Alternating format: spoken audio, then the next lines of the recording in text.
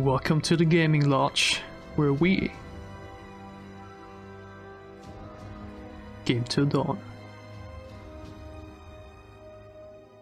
Just when you thought it couldn't get worse, it gets worse. Oh my god, it gets so much worse. With the release of insane IPs like Tokyo Ghoul, FNAF and The Walking Dead, one would expect Dead by Daylight to be in a marvelous state. The game has more eyes on it than ever before. Unfortunately, reality looks quite different, and there's no one to blame but BeHaViouR themselves. Connected from Tokyo Ghoul has survivors disconnecting over its unfair design, the FNAF chapter dropped with a lot of technical issues, and The Walking Dead chapter dropped with so many technical issues to the point where it's agreed to be the worst chapter release in years. I made a video about said chapter around 10 days ago, and a few days after that we talked about the so-called Streetwise disaster that came with said chapter. Here the perk Streetwise was bugged and had survivors gain infinite items, and instead of just acknowledging said issue and kill switching the perk, they deemed it as not game breaking and refused to kill switch it until the community uproar was too loud to ignore. They made a big post apologizing and saying that things would be better going forward, and oh boy did that promise get broken quickly. See, a lot of people immediately folded and were like, oh my god, BeHaViouR saying accountability and we were too harsh and things like that, while others like me remained skeptical, because they showed their stance in incompetence and only did that for damage control. And I wonder if they can damage control what happened on Monday. BeHaViouR scheduled a livestream event with lots of TWD content creators, including Otzdarva, arguably the biggest TWD content creator, and special guest Chandler freaking Riggs aka Carl himself. With such big names involved in a livestream, one would expect a lot of caution. After these troublesome past 2 weeks, one expected BeHaViouR to be very careful with how this event was going to go, as once more a lot of eyes would be on them.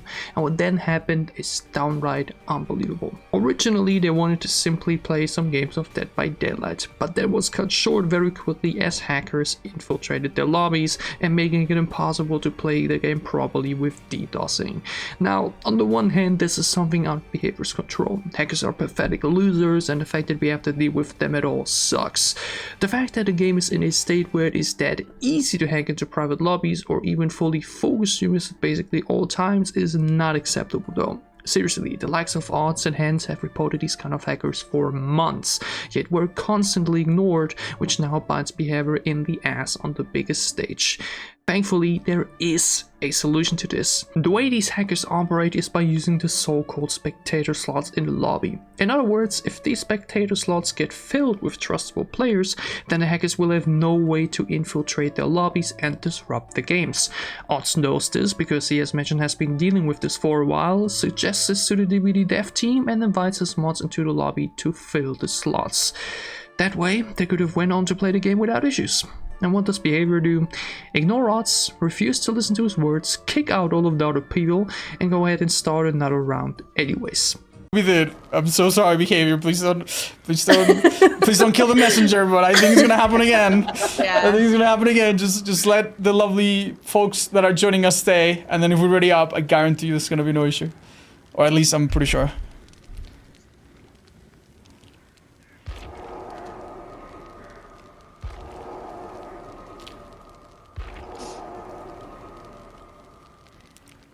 What in the actual fuck? You have the biggest content creator of your game right there, telling you what to do, telling you how to deal with the hackers you have been ignoring, and refuse to listen to him and just keep going? It's actually so heartbreaking to see Odds completely defeated here. He cares about this game more than anyone else, and seeing him be treated like that live on stream is just pathetic. And guess what? The hackers infiltrated the lobbies again, they had to quit again, went on to a 10-minute be right back, tried for a third time without using the solution presented by Odds, ran into the same problem, and then just had a talk session with Chandler Riggs before ending the stream after just around 1 hour.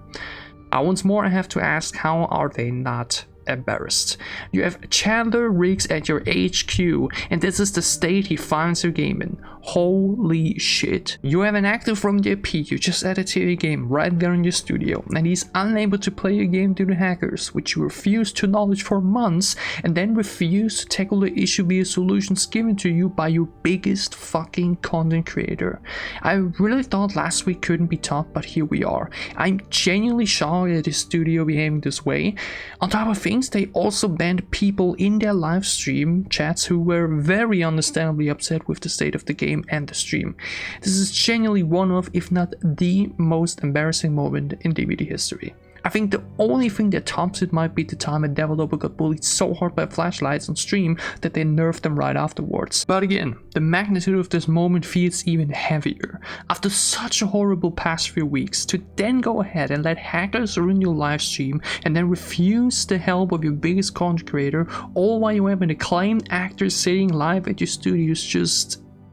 I can't believe it, dude. I genuinely can't. Although the 1 decade of League of Legends and Riot games showed me that there cannot be worse studios out there, but yes, there can be. And it's so sad, but mostly infuriating. I've said it before, Dead by Daylight is never going to be a balanced game, but it can always be a super fun and enjoyable time regardless. But right now, we are in a state where things continue to fall apart.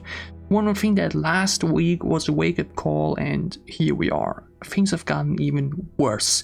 BeHaViouR's image has been so heavily damaged at this point, and unlike others, it's gonna take a lot to regain my and others' trust. For some people, jiggling keys, aka new cosmetics, is enough, but for others, a lot needs to change.